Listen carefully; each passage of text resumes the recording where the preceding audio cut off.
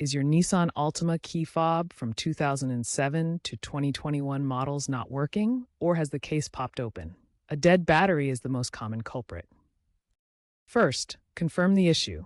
Does the remote unlock or lock the car, or start the car if equipped with push-button start? If not, a battery replacement is likely needed. You'll need a new 3-volt lithium coin battery, either CR2025 or CR2032.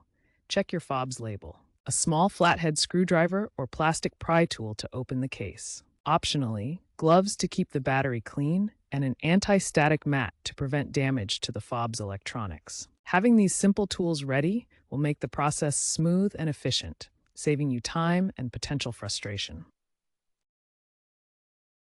Carefully pry open the key fob case using your tool.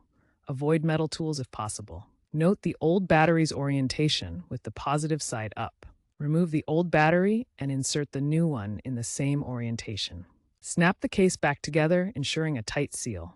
Test the fob's functions. If it still doesn't work, try reprogramming it by following your car's owner's manual instructions, usually involving turning the ignition on and off in a sequence while pressing buttons on the fob. For an open case, ensure the battery compartment is clean. Use a thin adhesive strip if needed to seal it. If problems persist after battery replacement and reprogramming, consult a professional, as there may be underlying issues with the vehicle's ECU or receiver module.